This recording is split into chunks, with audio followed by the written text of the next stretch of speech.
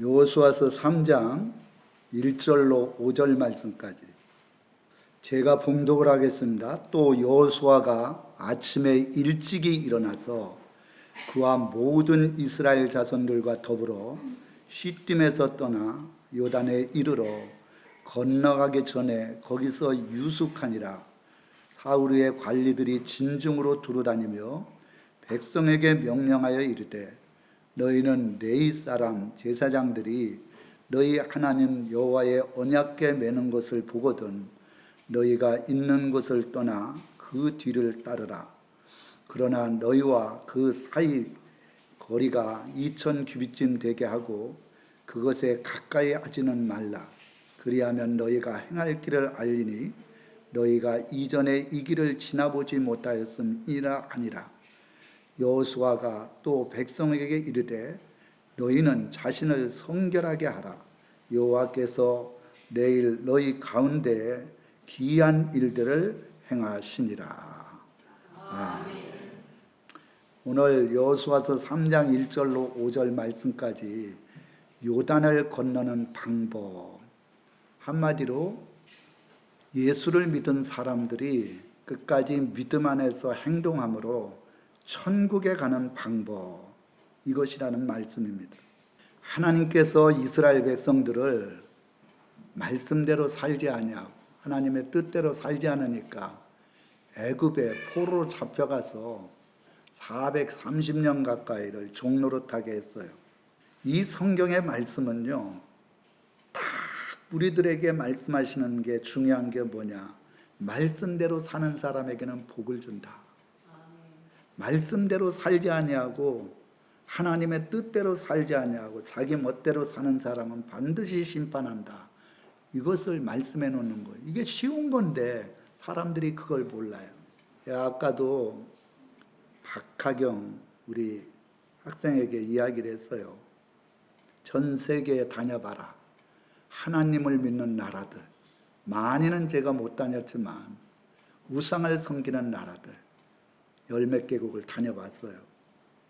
하나님을 믿는 미국 같은 나라, 하나님을 믿는 믿음의 나라들 보면 다 깨어 있어요. 잘 살아요. 근데 태국이나 필리핀, 우상을 섬기는 나라들, 이런 나라들은요 어렵게 살아가요.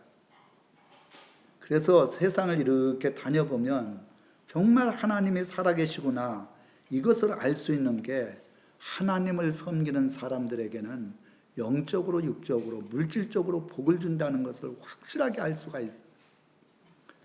이스라엘 백성들이 400년 만에 나오리라고 주님께서 약속을 했는데 430년 걸렸거든요. 왜 그랬느냐? 기도를 하지 않는 거예요.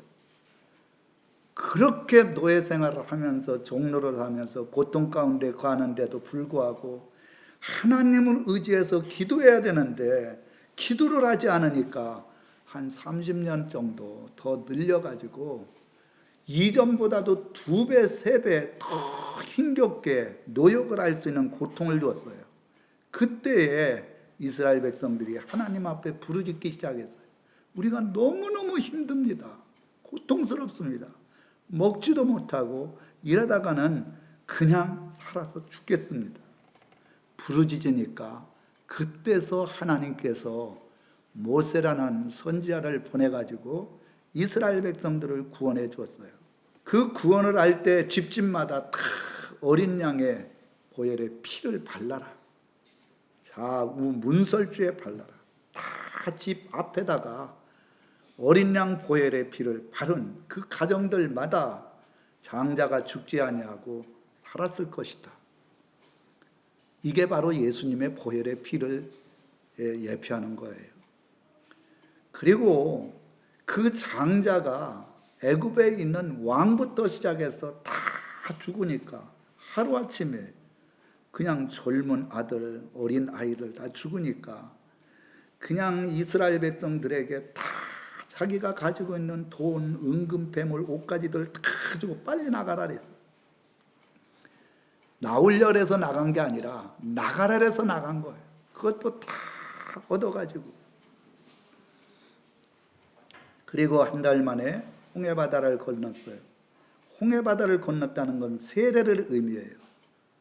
예수님을 믿고 죄사함을 받아서 나는 이제 하나님의 뜻대로 살겠습니다. 그래서 세례를 받을 때 우리는 물세례로 그냥 찍어서 바르잖아요. 저는 물세례보다는 침례를 받는 게 합당하다고 생각해요.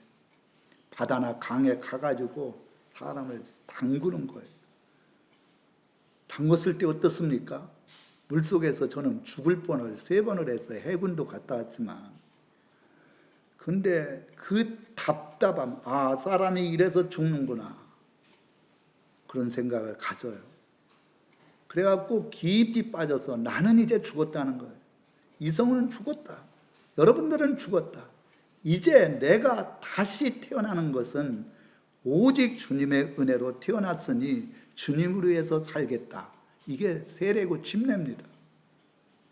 홍해바다를 건너고 난 뒤에 광야 40년 동안 행동을 하잖아요. 그 광야가 세상이에요. 근데 제가 한번 기도를 하면서 생각을 해봤어요. 광야 생활 동안에 어려움이 참 많았죠. 우리가 이 세상을 살아가는 날 동안 어려움을 많이 겪잖아요. 특별히 요새는 더 어려움을 겪어요, 경제적으로. 그런데 하나님께서 완벽하게 이스라엘 백성들에게 은혜를 줬다는 거예요. 매일같이 만나를 내려줘요. 광야에 곡식이 없잖아요. 그리고 물이 없어 목마를 때 지팡이를 가지고 바위를 칠 때마다, 바위는 예수 그리스도를 얘기하고 지팡이는 말씀이에요. 생수의 강이 흘러나와서 250만 명 정도 되는 사람들이 다 흡족하게 먹을 수 있도록 해줬어요. 밤이면 영하로 내려가니까 불기둥으로 뜨뜻하게 해줬어요. 낮에는 한 40~50도 되니까 뜨겁잖아요. 구름판으로 시원하게 해줬어요. 고기가 먹고 싶다니까 하나님께서 고기를 입에 질리도록 먹게 해줬어요. 전쟁이 났을 때에도 하나님께서 그 전쟁에서 대승할 수 있도록 해줬어요. 40년이라는 기간 동안 하나님은 완벽하게 하나님의 백성들을 보호해 주시고 먹을 것, 입을 것, 마실 것, 모든 전쟁 중에도 하나님이 함께 해주셨어요. 할렐루야. 여러분, 우리 예수를 믿는 믿음의 사람들의 삶이 광야 생활인 거예요. 근데 그들은 끊임없이 원망하고 불평했어요. 자기의 짧은 생각 가지고 물이 없어서 우리 죽게 되었는데 우리 여기서 죽겠구나. 우리가 먹을 것이 없어서 죽게 되었는데 여기서, 그리고는 하나님 앞에 원망하고 불평한 거예요. 그냥 하나님이 주실 줄 믿고 하나님 앞에 기도하고 감사하고, 만약에 안 주시면 주님의 나라에 간다는 믿음을 가지면 되는데 그렇게 하지 않았어요. 그래갖고 20세 이상 남자들이 2명 외에는 가나안 땅에 못 들어갔어요. 요단강을 건너지 못했어요. 천국에 못 갔다는 얘기예요. 구원은 받았지만, 세례는 받았지만, 하나님의 자녀가 되고 직분은 받았지만 가나안 땅에 못 들어갔다는 것은 천국에 못 들어갔다는 얘기예요. 예수 믿어 죄사함을 받아도 어떻게 사람을 살아가느냐, 이 삶을 통해서 하나님은 그 사람을 판단하시고 천국에서 상급을 많이 받을 것이냐 아니면 구원을 받을 것이냐, 이게 판단이 달려있는 거예요. 어떤 분은 그래요. 예수 믿으면 다 천국 간다고. 그리고는 누가복음 23장에 나오는 강도의 비유를 들어요. 한평 강도는 예수님, 주님의 나라에 갈 때 저도 그것에 갈 수 있도록 해주십시오. 그렇게 했더니 예수님께서 네가 오늘 나와 함께 낙원에 있으리라. 자, 강도 있는 사람도 예수를 믿으니까 천국에 갔지 않느냐. 그런데 강도는 더 이상 살 수가 없었어요. 처형당해서. 우리는 예수를 믿었으면 믿음 안에서 살아야 되는데 믿음 안에서 살지 않는 거예요. 안 믿는 사람보다도 더 악하게 사는 경우들이 많이 있거든요. 그래서 오늘 요단을 건너는 방법은, 예수를 믿었으면 어떻게 신앙생활을 해야 하나님 나라 가나안 땅에 들어갈 수가 있는가, 제가 3가지로 말씀을 드리려고 합니다. 첫째는 3장 1절에 보세요. 시딤에서 떠나 요단에 이르러, 이렇게 얘기했어요. 시딤에 떠나 요단에 이르러. 시딤에서 떠나라는 거예요. 그래야만이 요단에 가고 요단강을 건너야, 요단강 건너야 가나안 땅이 있다는 거예요. 반드시 시딤에서 떠나라. 여기 시딤은 어떤 곳이냐? 모압 땅입니다. 죄악이 난무한 곳입니다. 발람이 모압 땅에서 그 모압의 여자들과 이스라엘 남자들과 음행하게 함으로 말미암아 수만 명이 하나님 앞에 심판을 받았다. 그러니까 죄악의 땅이에요. 죄악의 땅에서 떠나가라는 거예요. 예수 믿고 믿음 안에서 죄사함 받고 하나님의 자녀가 되었으면 죄악 세상을 떠나고 죄악 가운데서 떠나라는 거예요. 여기 떠나라는 뜻은 출발하다, 떠나다, 뽑다, 제거하다, 이런 뜻을 가지고 있어요. 이제 예수를 믿고 새로운 삶을 살아가 출발하게 되었으면, 이제 떠나게 되었으면, 천국을 바라보고 떠나게 되었으면 철저하게 죄악을 뽑아버리라는 거예요. 마귀의 유혹 속에서 뽑아버리라는 거예요. 제거하라는 얘기예요. 그래야만이 가나안 땅에 들어갈 수 있다. 시딤에서 주저앉아 있어갖고 죄악된 생활하고 있고 육적인 생활하고 있으면 절대 요단을 건너 가나안 땅에 들어갈 수가 없으니까 떠나라는 거예요. 창세기 12장에 보면 아브라함에게 본토 친척 아비집을 떠나라. 우상을 섬기는 그곳에서는 내가 절대 너를 사용할 수가 없다. 복을 줄 수가 없다.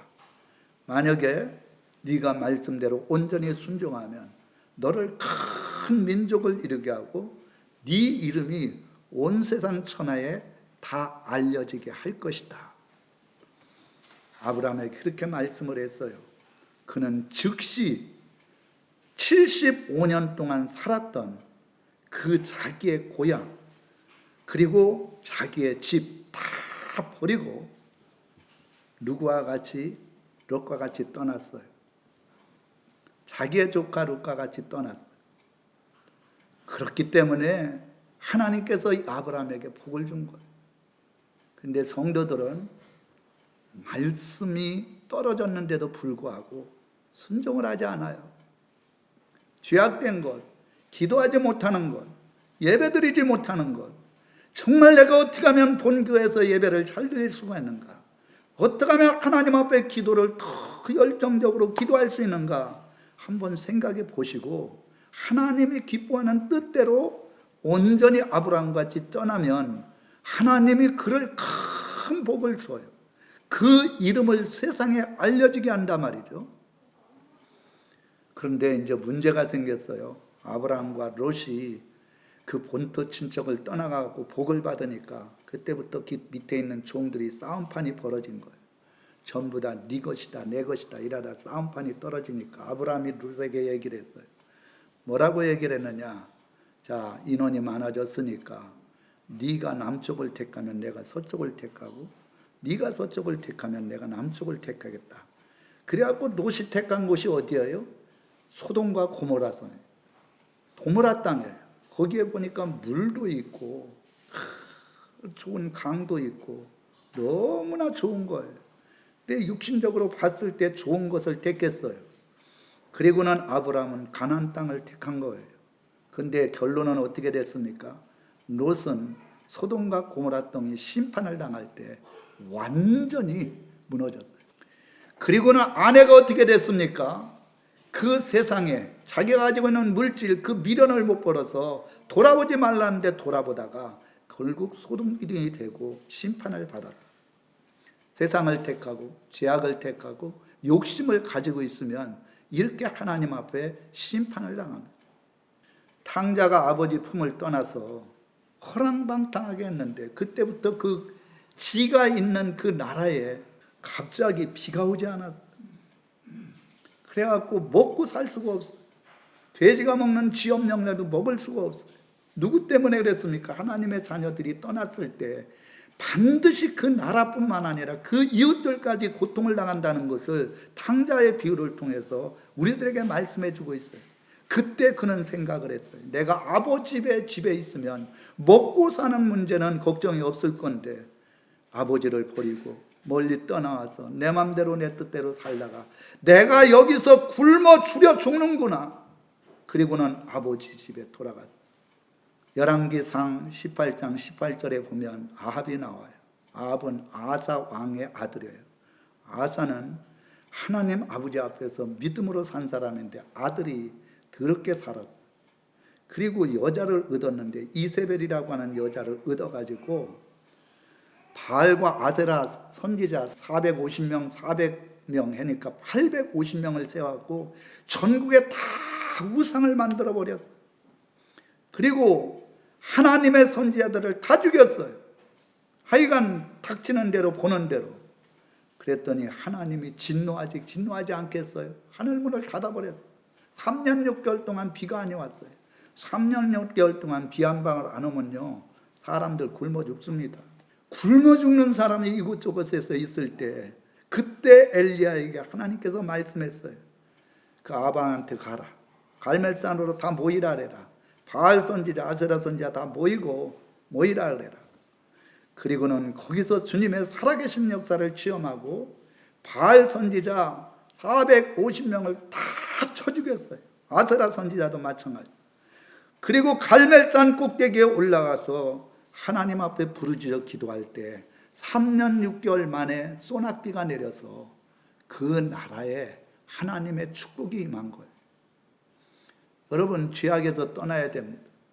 늘 양심의 가책을 받고 고통 가운데 거해 있으면 하나님 앞에 떠날 수 있는 믿음을 달라고.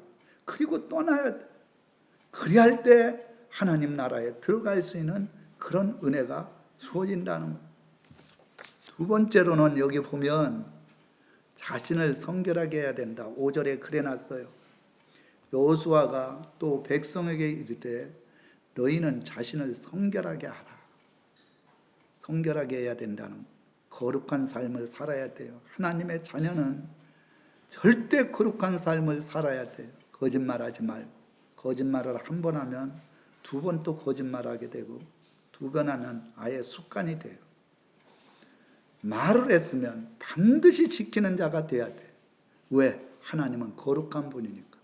하나님의 나라는 죄악이 없는 것이에요. 거룩한 것이에요. 그 나라에 들어가기 위해서는 거룩한 삶을 살아야만이 들어갈 수가 있어요. 거룩한 삶을 살지 아니하고 예수를 믿는다 그러면서 온갖 거짓말하고 사기치고 그리고 자기의 마음대로 살아가는 사람은 절대 천국에 들어갈 수가 없는 거예요. 여기 성결하게 이 뜻은 깨끗하다, 거룩하다, 봉헌하다. 깨끗하고 거룩하게 살아야 하나님 앞에 온전히 올라가서 하나님 나라에 봉헌되는 그런 축복의 역사가 일어나는 거예요. 계시록 7장 14절에 보면 대환란 때 수많은 사람들이 이 종말의 복음을 듣고 주님 앞에 돌아오는 역사가 일어났습니다. 그런데 주님 앞에 돌아올 때 주님의 보혈의 피로 그 모든 죄악들, 그 흰 옷을 깨끗하게 빨아서 흰 옷을 입은 무리가 셀 수 없을 만큼 많았다는 거예요. 그러니까 주 예수의 보혈의 피로 회개를 했다는 거예요. 회개를 한 자들에게 흰 옷을 입혀줘요. 성경에 보면 계시록에 7가지 복이 나와요. 저는 늘 이것을 암송을 하고 묵상을 하고 있거든요. 첫째는 읽고 듣고 지키는 자가 복이 있대요. 계시록의 말. 두 번째로는 지금 이 마지막 때에 주 안에서 순교의 자리에 들어가는 자가 최고의 복이라는 거예요. 세 번째로는 더럽게 살지 아니하고 부끄럽게 살지 아니하고 거룩하게 사는 자가 복이 있다는 거예요. 왜? 그런 자들이 주님의 나라에 들어가기 때문에. 네 번째로 주님께서 오실 때 어린 양 혼인잔치에 참여하는 자가 복이 있대요. 다섯 번째는 주님이 공중에 재림할 때 첫째 부활에 참여하는 자가 복이 있대요. 여섯 번째는 이 예언의 말씀을 지키는 자가 복이 있다. 계시록 22장에 나왔어요. 속히 우리 지키는 자. 그리고 일곱 번째가 22장 14절에 보니까 자기의 더러워진 옷을 깨끗이 빠는 자가 복이 있다는 거예요. 더러워진 옷이 뭡니까? 죄악된 가운데 거했던 자들이 하나님 앞에 회개할 때 회개할 때 이런 자들이 천국의 문에 들어가며 생명수인 예수님 앞에 설 수 있는 은혜를 받는다는 거예요. 그러니까 마지막에 하나님이 우리들에게 은혜를 준 게 뭐냐? 어떤 죄악이라 할지라도 하나님 앞에 회개하면 천국에 들어가고 주님의 나라에 들어가서 주님을 볼 수 있다는 거예요. 그런데 회개를 하지 않아요. 회개를. 성도들이 죄를 져도 죄를 진지도 몰라요. 여러분, 회개. 내가 늘 이야기를 하지만 하나님 앞에 회개해야 돼. 왜냐면 기도할 때 회개가 한 30분 돼. 무슨 죄를 그렇게 졌나? 내 생각으로, 마음으로 알지 못하는 거, 말씀대로 살지 못한 거. 하여간 하나님 앞에 회개, 앉으면 회개. 또 저녁 때 잠자기 전에도 반드시 회개해. 왜? 저녁 때 자다가 갑자기 하나님 데려갈 수 있으니까. 회개 못하면 안 되잖아요. 회개하면 주님께서 하나님 나라에 들어갈 수 있는, 문에 들어갈 수 있는 권세와 주님의 나라에 들어가서 주님을 볼 수 있는 권세를 주신다 그랬으니까 회개를 해야 된다는 거예요. 그리고 거룩하게 살아야 된다는 거예요. 1907년도에 강력한 성령의 역사가 평양에서 일어났어요. 평양의 대부흥에 1906년도 하디 선교자가 와서 6개월 동안 말씀을 증거했어요. 그런데 6개월이 지난 12월 달 정도 되는데 여름에 와갖고 그때 숭덕 초등학교에서 초등학생들이 그 말씀이 불이 돼갖고 은혜가 되니까 막 거기서 대구를 굴구면서 막 통에 자복을 한 거예요. 그러니까 하나님께서 이 한국 교회에 부흥의 역사가 일어난 것이 초등학교 학생들이 회개함으로 일어난 거예요. 이 초등학교 학생들이 회개해갖고 변화되니까 길섬조 장로님이 갑자기 성도들 앞에 서더니 자기의 죄를 다 성령 안에서 고백한 거예요. 그러니까 그 새벽에 나온 사람들, 그 말씀을 들은 사람들이 다 회개해서 그 성령의 거룩한 물질이 이남까지도 그냥 급격하게 퍼져서 한국 교회가 엄청난 부흥의 역사가 일어났다. 그런데 지금은 다 불이 꺼져버려요. 회개하는 교회가 없어요. 말씀을 듣고 빨리 맞춰야지. 왜 설교 길게 하는 그런 생각만 하고 있지. 그 말씀을 듣고 찔림을 받아서 정말 가슴 설레게 하나님 앞에 회개하려고 하는 사람이 없는 게 문제입니다. 성전에 들어가기 위해서는 구약의 성전에 보면 반드시 물두멍이 있어요. 제사장은 그 물두멍에 손과 발을 씻지 아니하면 그 안에 들어가서 자기의 직무를 감당하면 바로 죽어버려요. 대제사장도 회개하지 아니하고 지성소에 들어가면 죽어요. 그러니까 깔꾸리로 지성소에는 대제사장만 들어가니까 오랫동안 그 사람의 저기가 없으면 끌어내는 거예요. 하나님께서는 대제사장이든 제사장이든 그 성전에 들어가는 자들은 다 물두멍에다가 씻으라는 거예요. 이거는 회개하라는 거예요. 회개하지 않으면 하나님 앞에 예배를 드려도 예배가 상달이 안 된다는 거예요. 할렐루야. 반드시 여러분 예배 드리기 전에 회개해야 돼. 물두멍에다가 더러운 것들을 씻고 발도 씻고 들어갈 때 하나님께서는 그 더러운 것들을 씻은 그 제사장의 모든 제사를 받아주시고 축복해 주시듯이 마찬가지입니다. 그래서 우리에게는 하나님께서 회개할 수 있는 은혜를 주신 게 너무 감사해요. 돈 드는 것도 아니에요.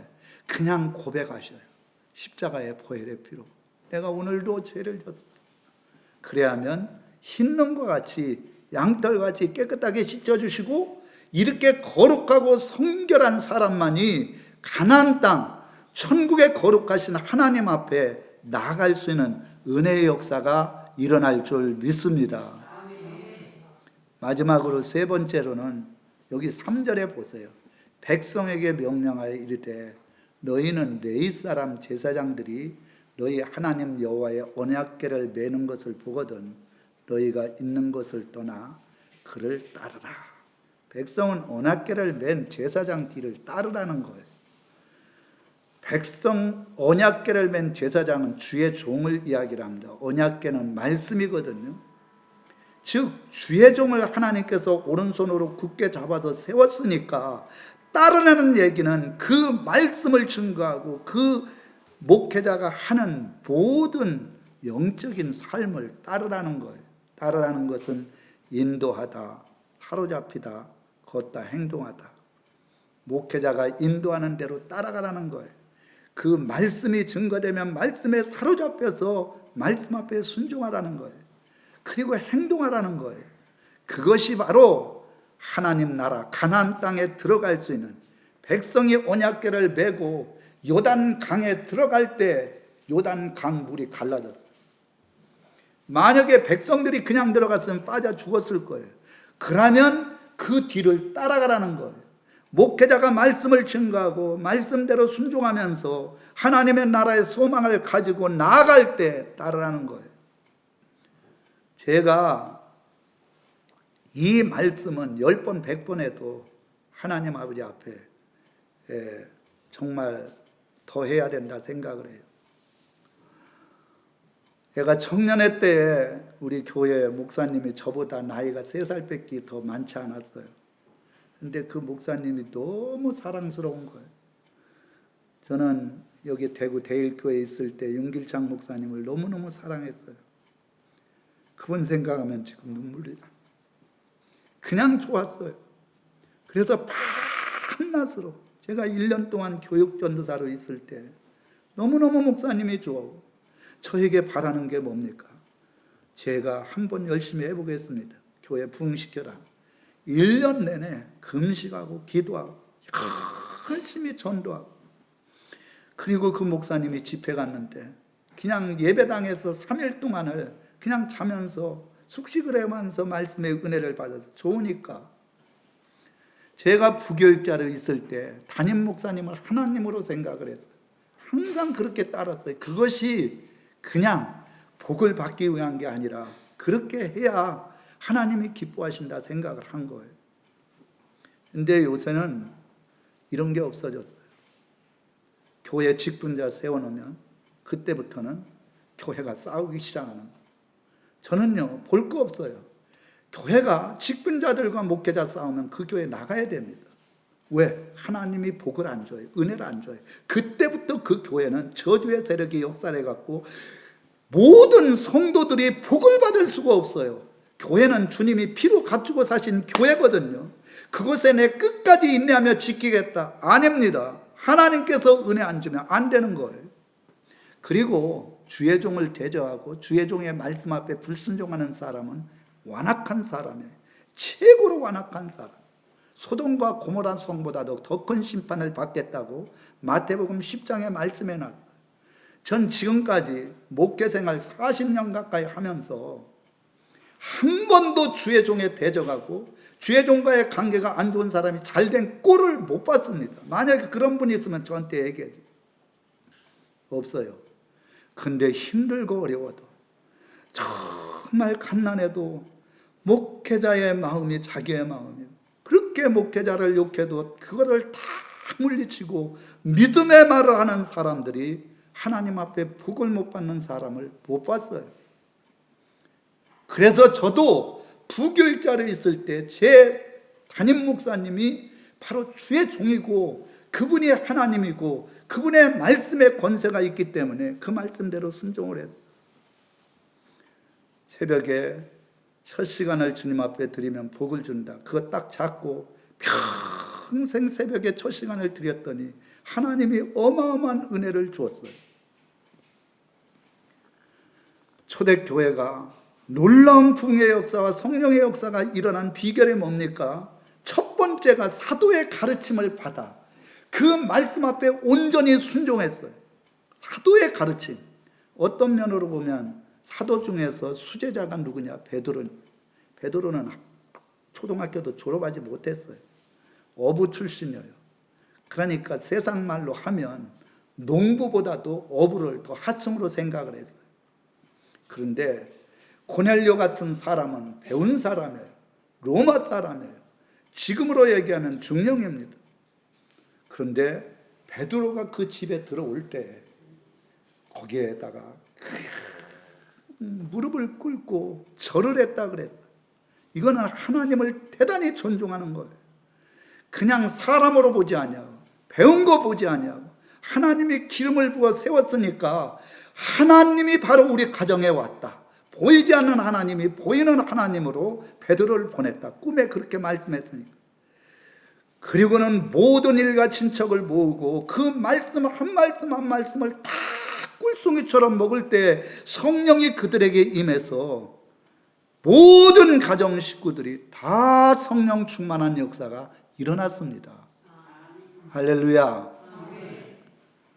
지금 한국교회 문제가 뭐냐?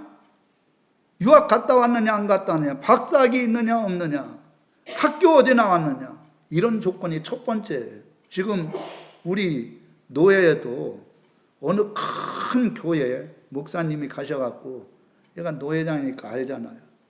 그래갖고 40몇 명이 지원을 했어요. 출인 게 뭐냐, 어느 학교 나왔느냐, 나이가 50세 이상 되면 절대 안 되고, 유학 갔다 왔느냐. 제가 이야기를 했어요. 그런 거 보지 마라. D.L. 무디는 초등학교도 안 나왔다. 그리고 설교할 때 140번 이상 틀린다. 저도 설교를 이렇게 제가 한 걸 들어보면 어떨 때는 진짜 단어가 안 맞는 얘기가 저도 모르게 나와요. 그런데도 D.L. 무디가 성령의 불을 받고 말씀을 증거할 때 5분도 안 돼갖고 흐느끼기 시작해요. 그리고는 그 앞에 나와서 다리를 붙들으면서 어떻게 하면 내가 살 수 있겠습니까? 정말 교회는 성령의 불을 받았느냐, 성령의 기름 부음을 받았느냐, 성령의 인도하심을 따라서 성령을 두려워하며 성령님께서 말씀하신 말씀대로 교회를 이끌어가느냐, 이거를 봐야 되는데 이런 것 보지 않냐고 세상으로 학적으로 뭐가 다를 게 있어요. 교회는 성령이 운행하시고 성령의 역사는 교회가 하나님이 기뻐하는 교회예요. 여러분, 성경에 엘리야에게, 엘리사에게 순종했던 사르밧 과부, 수넴 여인, 다 하나님께서 복을 줬어요. 성경은 그런 말씀을 해요. 젤렌스키, 이 사람은 신앙의 사람이에요. 러시아와 전쟁하면 한 달도 못 가서 완전히 없어질 것이다 그랬는데 젤렌스키는 그렇게 하지 않았어요. 키우가 이 우크라이나 수도거든요. 난 절대 키우를 떠나지 않는다. 나는 죽더라도 이곳에서 죽을 것이다. 절대 도망가지 않겠다. 국민 여러분, 저를 믿어주십시오. 저는 대통령이 된 이상 내가 죽기를 각오했다. 그랬더니 민병대원 13만 명을 모집을 했어요. 서로 여자 남자들이 민병대가 모였어요. 해외 체류자들이 6만 6천 명이 돌아왔어요. 그리고는 수많은 젊은 사람들이 죽어갔어요. 죽어가더라도 조국을 위해서 한 지도자가 죽겠다고 하는데 나도 그를 따라서 죽겠다는 믿음을 가지고 전쟁을 하니까 지금까지 밀리지 않냐고, 오히려 러시아가 엄청나게 고전을 하고 있어요. 이 지도자 한 사람이 정말 자기가 나라를 떠나지 않고 내가 죽으면 죽겠다는 믿음을 가지니까 그 나라가 망하지 않더라는 겁니다. 그 러시아와 비교가 될 수 없는 군사력에도 불구하고 지금 3년이 지난 지금 시점에서 보면 오히려 우크라이나가 더 위에 있지 않습니까?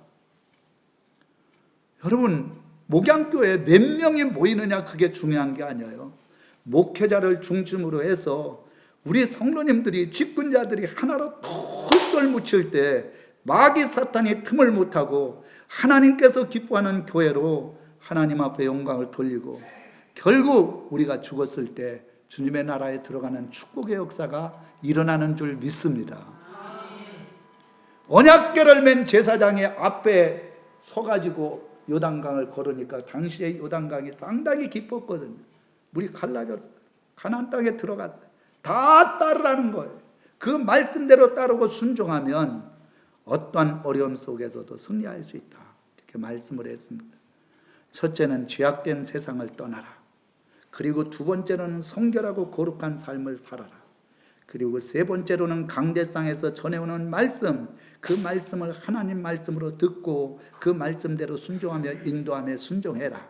그리하면 요단을 건너 가나안 땅에 들어가는 축복을 누리게 된다. 할렐루야. 우리 성도님들, 저는 부족하고 연약한 게 많아요.